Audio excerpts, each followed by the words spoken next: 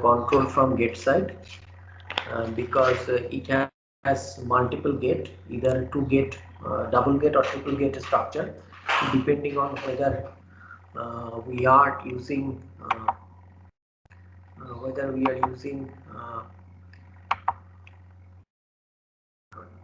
thank you. So whether we are using the top gate structure or not. If we don't use the top gate structure, then it is a double gate structure. If we use the top gate structure, then it is basically a tri-gate structure. Now, yesterday we mentioned the motivation behind FinFET development, and also three specific challenges. One of the challenges were corner effect. We discussed. Then we discussed source drain formation. We mentioned that doping source and drain portion of the fin is difficult, simply because you need to do like inclined implementation of doped material. Okay, and the third one we discuss is the spacer or stringer formation. Okay, where we basically need to remove spacer from source and drain side, simply because we need to dope source and drain, and also we need to take metal contacts from source and drain. So we need to remove spacer layer around source and drain portion. Now today what we are going to do, we are going to discuss briefly how what is the process flow of FinFET formation. Okay, so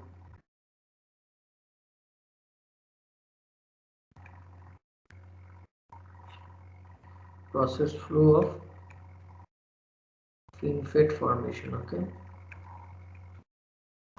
so process flow of FinFET, specifically three techniques we will discuss.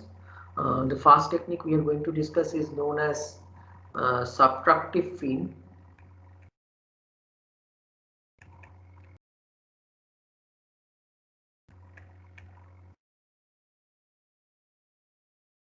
So this is the first technique we are going to discuss, so that we understand how the fins are formed.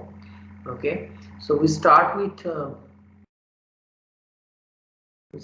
say silicon substrate.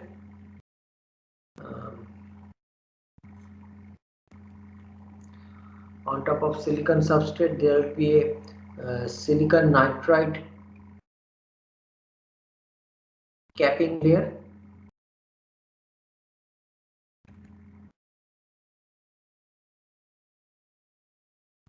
And on top of silicon nitride capping layer we will have so this is silicon nitride capping layer. Okay,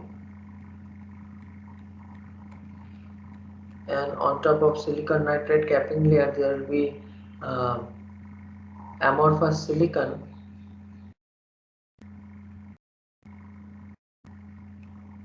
hard mask. Okay, so in the first step what we will do, we will basically, so this is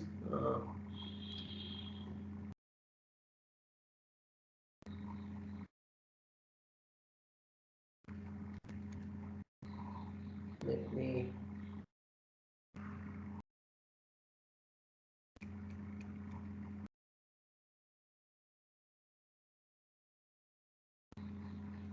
okay, then there will be mandrel. Through lithography we will realize mandrel and spacer, silicon nitride spacer layer. Okay, what is mandrel we will discuss later on when we will learn more about double pattern lithography. That time we will know more what is mandrel. Okay, so this is a mandrel layer, and these are silicon nitride based spacer layer. Okay. Um,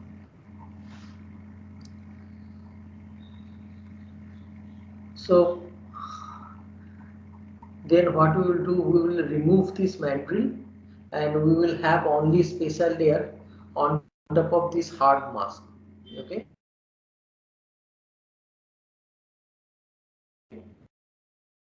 Mandrel layer, and we will have so this is my silicon nitride capping layer, amorphous silicon hard mask, and on top of that I have um,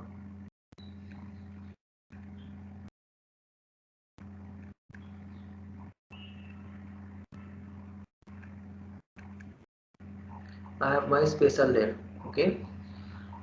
So this special layer basically um, will ultimately give you the width of the fin. Okay, so this special layer uh, will ultimately give you the width of the fin. Now what we will do, we will use this special layer as a mask, and we will etch the hard mask. Okay, and then we'll remove the uh, special layer. So etching of hard mask. Okay, so this will give you etching of hard mask, and removing of special layer will give you uh,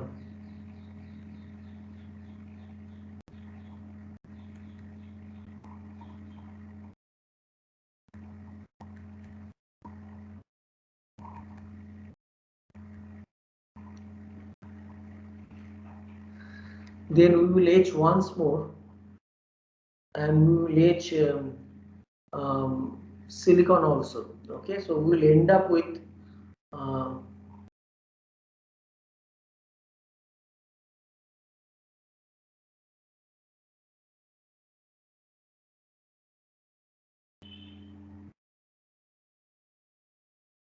so we will have uh, these are my silicon nitride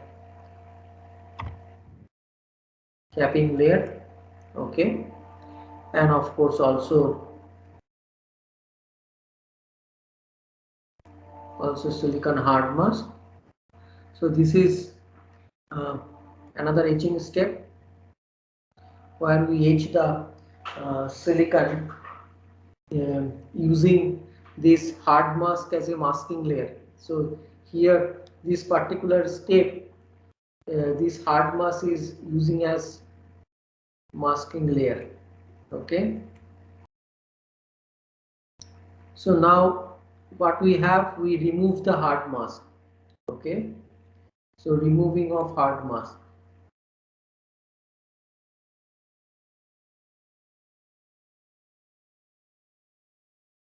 So then we will have silicon fins,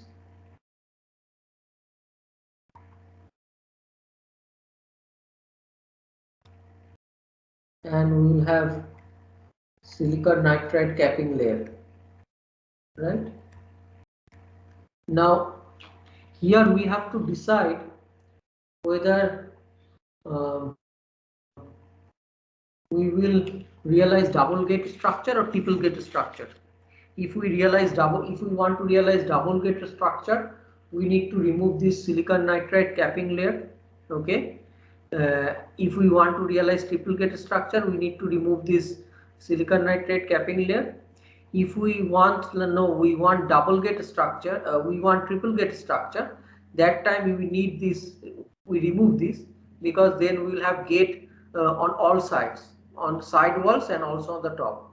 But if we keep this silicon nitride, you see this top gate we can't use, right, because it is a thick silicon nitride layer. Now what we then need to do, we need to deposit, okay, oxide. We will deposit silicon dioxide conformal SiO2 layer. Okay, and we will have uh,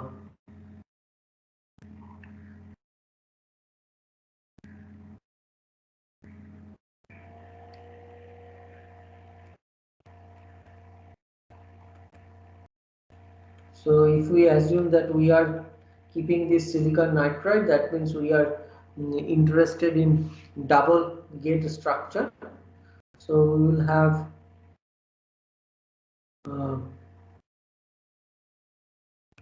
so we will deposit oxide, okay, conformal SiO2, because the oxide will go inside those pins, okay, I mean between those pins. Uh, then we will do CMP. CMP is chemomechanical polishing. Okay, we will do CMP. CMP is chemomechanical polishing.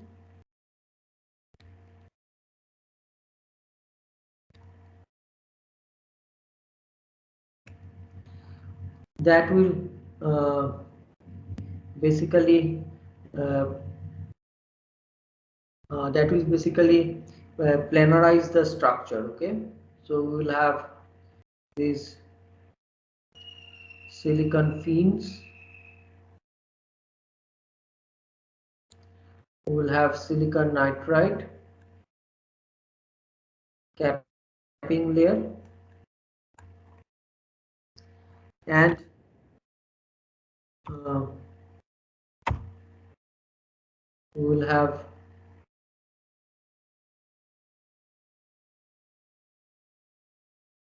we have polished the oxide. Okay, uh, then what we will do, we will etch back the oxide layer to reveal the fin. So we will etch back uh, those oxide layer, okay, to reveal the fin. So we will have silicon, we will have uh, silicon fins,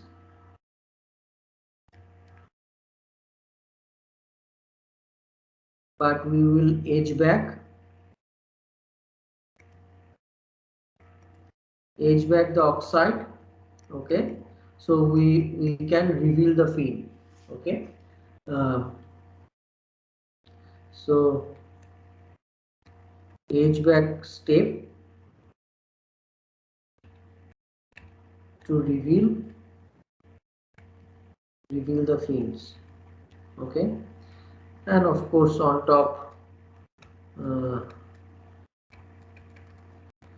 there is silicon nitride, right? So this is how we can form fins, and then you can deposit oxide around this, which will form gate oxide and so on. So this is your this is basically height of the fin, okay, H fin, and this is thickness of the fin, okay, thickness of the fin, which is basically realized um, by the spatial layer. Okay, this thickness or width of the fin is basically realized from here. You see, the width of the spatial layer will ultimately give rise to the width of the fin or thickness of the fin, right? Now, and height of the fin will be determined by how much you edge back the oxide or how much you reveal the fin. That is your fin height, right? Now, uh, so this is uh, subtractive fin process flow. Okay, there is another process flow I would like to discuss, which is known as replacement fin process flow or replacement fin approach. Please note in the the note I have uploaded, there is a by mistake the note is swapped between two pages. So you will see replacement fin and subtractive fin. In between there is mismatch of numbers in the process flow step. So please careful, because I have swapped by mistake page number 13 and page number 14 in the note. Okay, please make a note of it. Page number 13 and page number 14 by mistake I have swapped in the note when I was uploading. Okay, so this is one process flow of making fin or fin formation, that is subtractive fin. The other one I would like to discuss is known as replacement fin.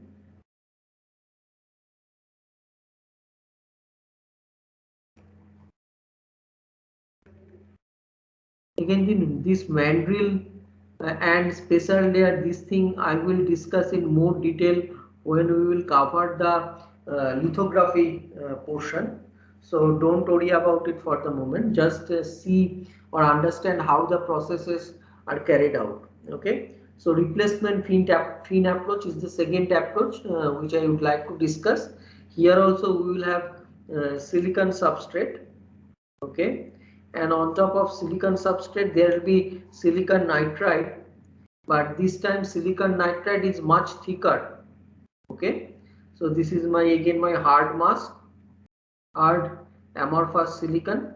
Okay, and this is my silicon nitride capping layer, but it is Sir, yes. sir, in previous method, when we are depositing source and drain, Uh, so after this we will deposit, we will grow, we will put gate oxide layer, and then we will realize source and drain. Okay, so this is what to say. So this is the cross sectional view of uh,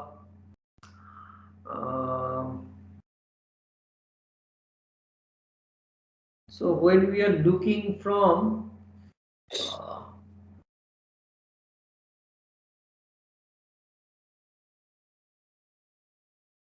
so this is my fin, and this is my gate oxide, right? I mean gate. This is my gate. Okay.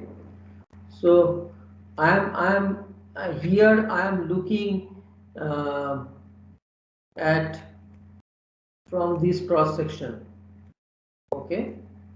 So you see this is the fin, and on top of that there is this uh, thick silicon nitride layer, so that we don't have to use the top oxide, top gate portion. Okay, now after this step, once we realize fin, we do couple of more steps. One is gate oxide deposition, and the other one is formation of source and drain, that is the using ion implantation or other techniques, so that you can dope this part. Okay, the portion I am discussing is just only to how to realize the fin. I am not discussing how you form gate oxide, how you form the doping of source and drain, and then how you form the metallization. That part I am not discussing. Okay, is that clear? yes, sir. Is another way how we can realize this fin structure. This is known as replacement fin approach. In this process, we use the same. We use silicon nitride and hard amorphous silicon. Okay, silicon hard mask. But the thing is, here silicon nitride is much thicker. Okay, here the silicon nitride is much thicker compared to previous process. So here also um, we will have here also we will have mandrel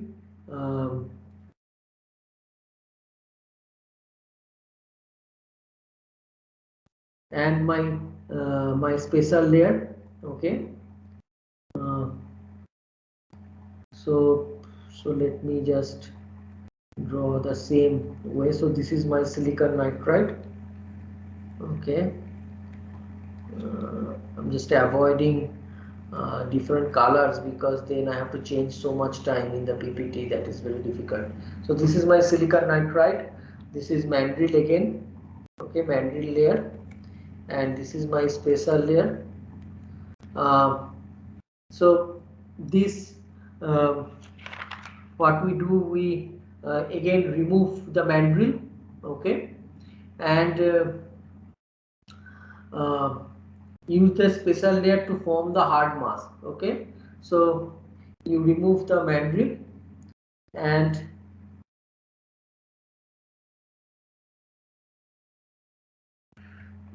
just a second.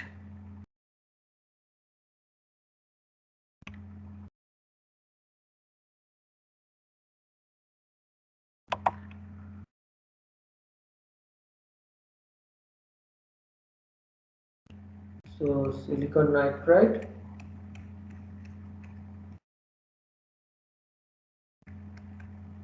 hard mask, then we are having uh, spacer layer. Okay, so this is 3, then we will etch and realize the um, pattern on the hard mask. Okay, so we will have silicon and then silicon nitride, you see, silicon nitride, and the pattern on top of.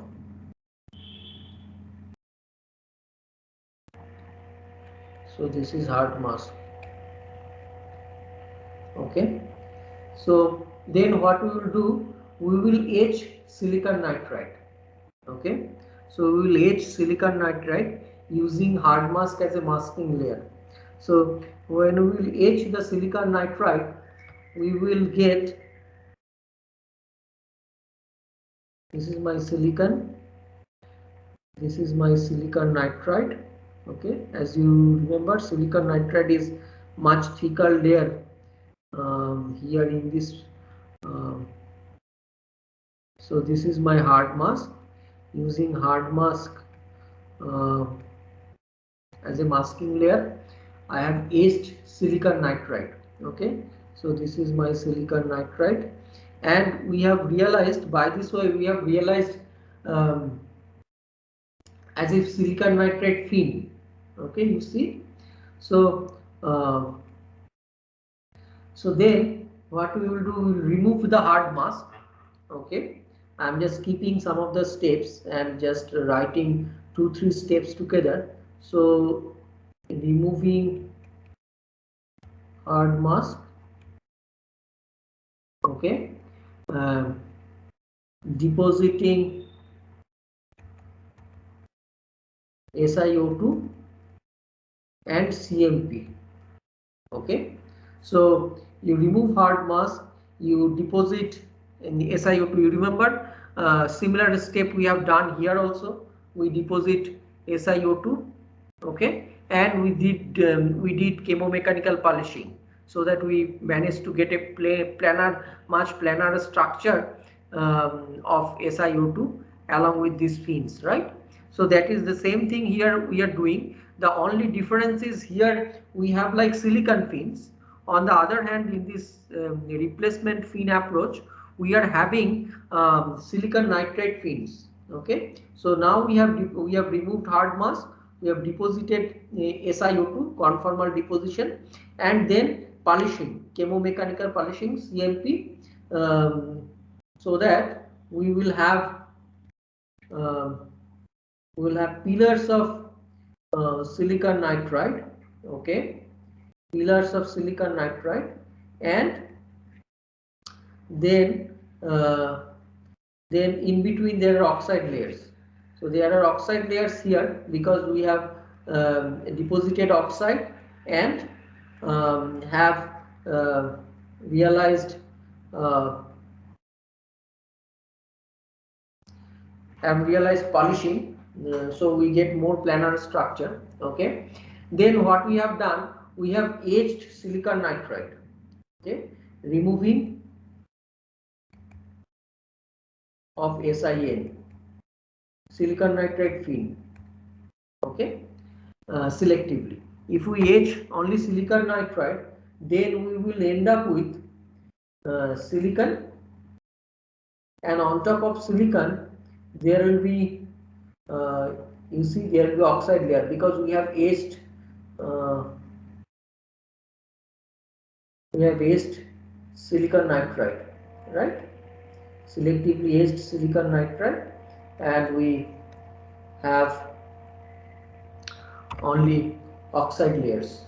Okay, so uh, these are SiO2. Okay, so these are often we called SiO2 mold. So they are basically mold in which we can do further processing. Okay, so what we now do, we do epitaxial growth. We do epitaxial growth of silicon. So we have silicon underneath that will act as a template, and on top of that we will grow the silicon, so that we will end up with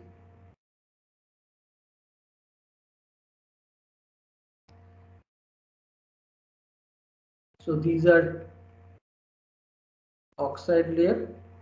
Okay,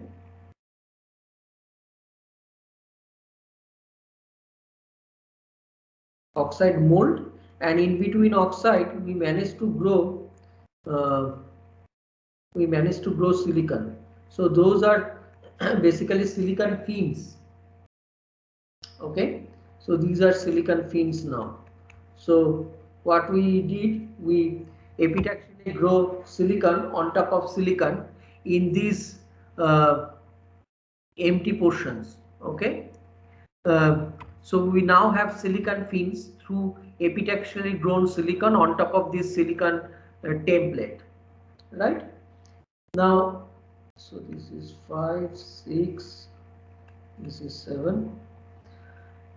So now we do edge back of oxide in the same way. So you remember we had like after planarizing of oxide, what we did like edge back of oxide to reveal the fins. Here also we follow the same approach. Here now we have silicon fins.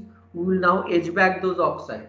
Okay, so we will have like edge back of oxides. Okay, so we will have silicon, these silicon fins.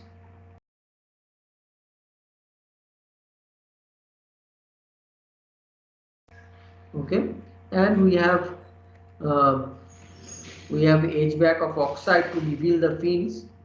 So this is my uh, this is my H fin. Okay, height of the fin, and again this width of the fin depends on the special layer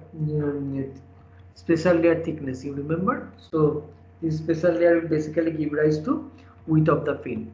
Now the thing is, this particular process step or this replacement fin structure is a this process is used more compared to that of the previous one. The reason being, in this particular process you can get the fins of other material as well. Okay, how do you do that? Because you see here you are realizing fin at the end by this epitaxial growth. Okay, epitaxial growth, here you can realize these silicon fins. Now instead of silicon fins you can use other material, okay, and grow on top of this silicon.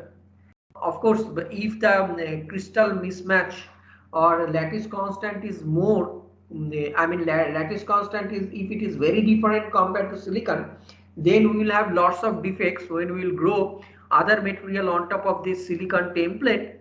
But you can manage through clever engineering. For example, uh, if I want to grow say indium phosphide fin here. So what I will do, indium phosphide uh, lattice constant is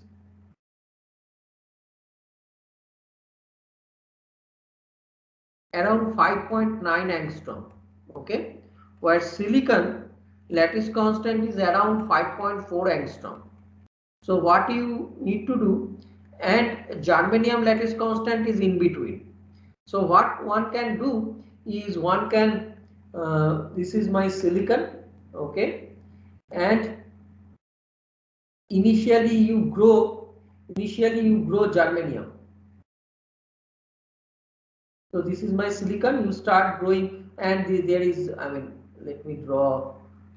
So this is my oxide, you remember oxide mold, okay. So you start growing germanium, and then from the after growing germanium, then you start growing indium phosphide. So you will have indium phosphide here, okay, and here back down here there will be germanium. So you gradually from silicon you grow germanium epitaxially grow, and from germanium you epitaxially grow indium phosphide. You might argue that there will be defects because of the crystal lattice mismatch. Okay, that is true, but the defects will sit down here. Okay, and when you edge back, if you don't use that portion, so I have my uh, these are my fins, okay, these are indium phosphide fin, and underneath this indium phosphide the defects are here. Defects are here because of the lattice mismatch. But you see these fins you can get are made of indium phosphide, okay, and when you edge back you have to make sure you edge back not up to the defective portion, so that way this fin portion will be sort of defect free, okay. So this particular approach is known as aspect ratio trapping, trapping or ART, okay, where in this case the defects at the interface will be deep down, okay, and trapped inside the oxide region, because this is my oxide portion, and you don't have to bother if the defects are here, because current is whatever you are interested in, because your gate you will form here, right. So the current will flow on top of these portions mainly. So you don't bother about the defects down here, right? So so as the defects are trapped inside this oxide region, I mean below these fins, and so the open portion of the fin will be defect free, and this is known as aspect ratio trapping in ART. The beauty of this particular process is you can realize fins of different material, not only of silicon, right? Now there is another approach which I just want to touch upon. This is again very, I mean, an extension of your subtractive fin approach. This is SOI fin formation. Okay, SOI fin. You remember SOI? We have discussed SOI. SOI is we have silicon, that is nothing but handle silicon, okay. This silicon we use to give mechanical stability of the wafer, and on top of handle silicon we have like buried oxide layer, box layer, and on the box layer we will have like silicon. This is active silicon, right, where all the devices you form in case of SOI. Now this active silicon layer, what you can do, you can again you can follow this subtractive fin approach, okay, and you can have like silicon nitride formation, I mean capping layer, then hard mask, and I mean you follow those steps, and ultimately you realize silicon film. Okay. Um, so this is my handle silicon. This is my box. So box, and you follow one of the approaches, maybe subtractive fin approach. That is the first approach we have discussed, and you realize I'm just not doing all those steps. You ultimately realize the silicon fins. Okay, these silicon fins are basically the inactive silicon layer, right? Now the point I would like to make here, here the silicon fins, this is the H fin, right? Height of the fin. Now this height of the fin is same as uh,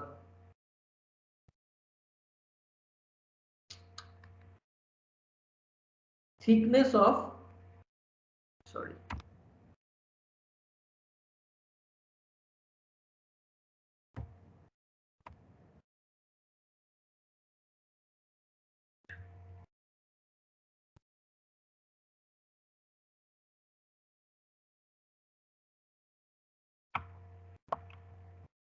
so this height of the fin is, sorry,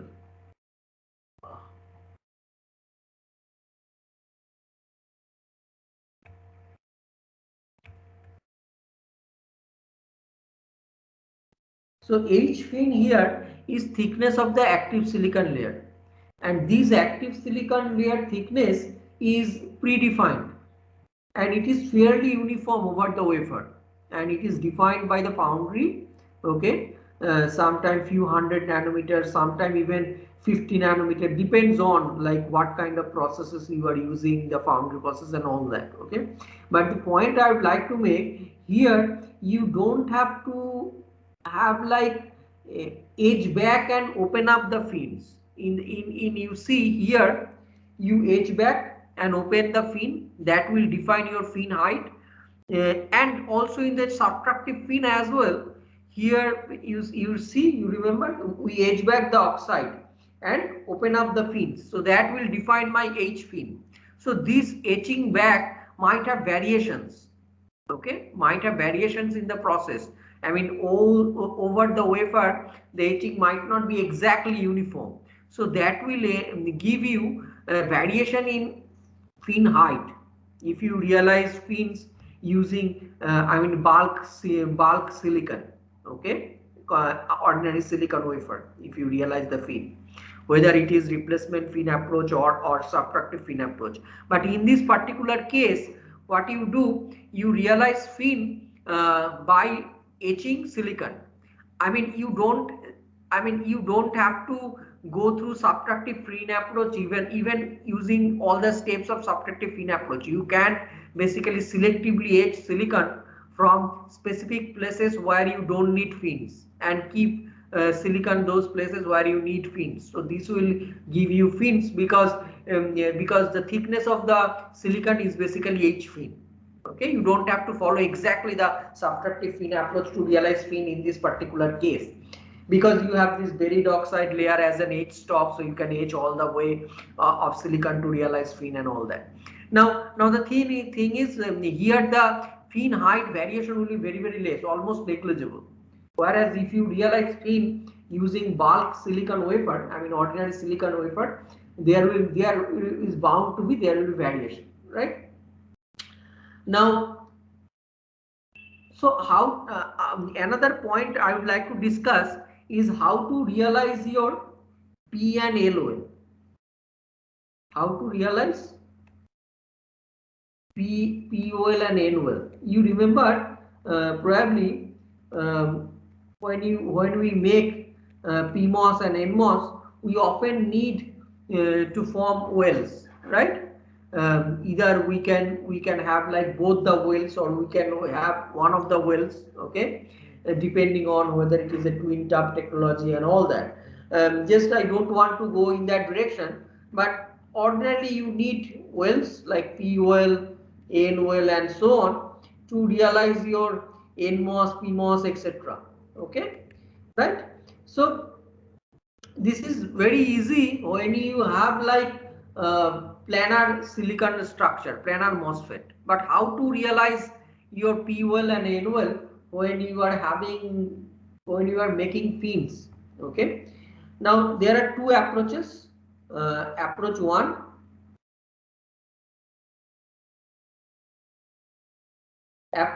is you make the fin. Okay.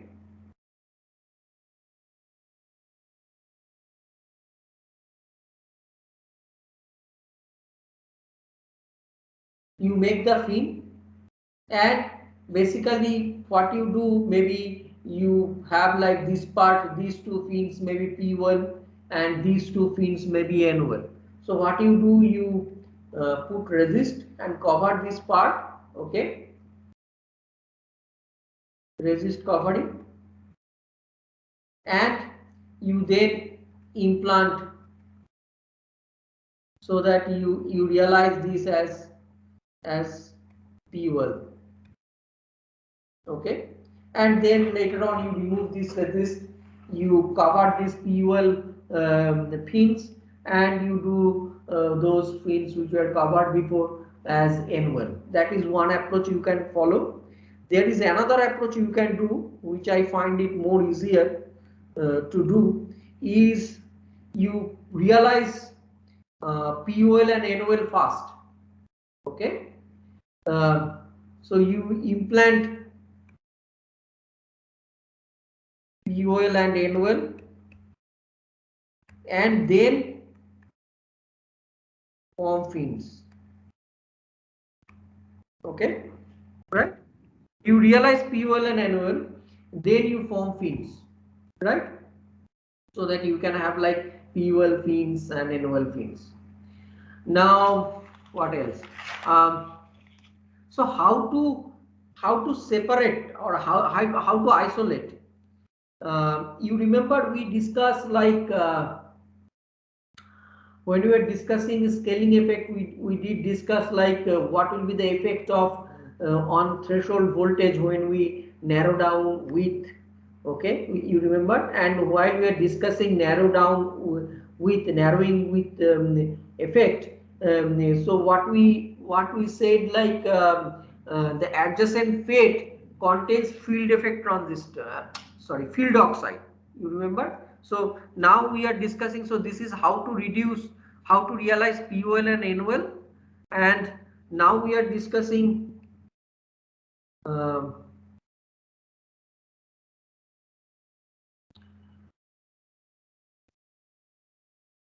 how to isolate adjacent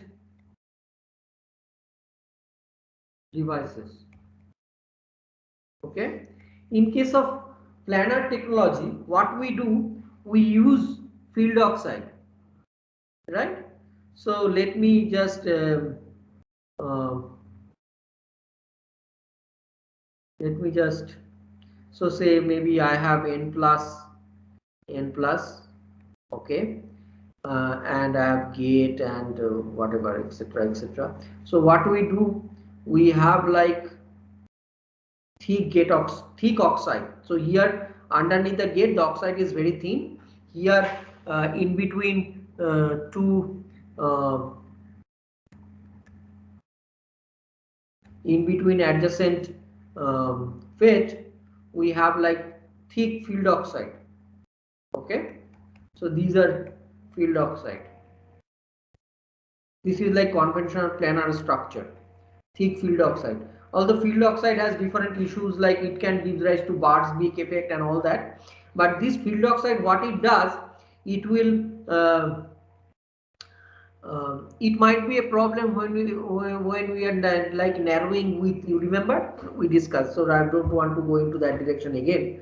But this field oxide, so why, how it is isolating to adjacent FET? Because if there is any metal line going over this oxide layer, and that metal line contains a voltage, you see this N plus and N plus can form a channel here, right? So this is parasitic MOSFET, which we don't want. You understand? But if we make this field oxide thick, what we usually do, then what will happen, this threshold voltage is very large, so this parasitic MOSFET will not be on. And sometimes we do what we do, we put additional doping here. Okay, if we put a boron layer, so that will prevent further so boron doping we do often, so that will basically prevent this parasitic MOSFET, turn on this parasitic MOSFET. But this field oxide has lot of problem. One of the problem is bird's beak effect, that I don't want to go direction discuss that. Another thing is, you have, like, we will face this narrow width problem. Like when we are narrowing the width, the gate contact will reach this field oxide, will overlap with this field oxide, not in this direction. When we look at from this direction, you remember we discussed this direction, then we will have, because field oxide is all around, not only this side, there are also other MOSFETs there, and that will also have field oxide in between. And those W, when they overlap, the gates will overlap on this top field oxide and can reduce the can change the threshold voltage and so on, right? So this is field oxide way. You isolate adjacent FET. But there is another approach, okay, where you use French isolation. So we have, like,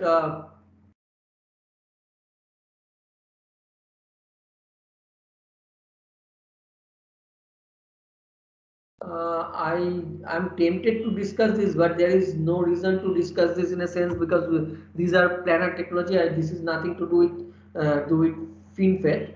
But in French, what we do, we cut silicon and we basically put oxide here. Okay, so that is also, that is how also we can isolate the adjacent devices, and here those narrow width effect will no longer be there, because this is very deep, and this is in the narrow width effect, there is a, you see, there is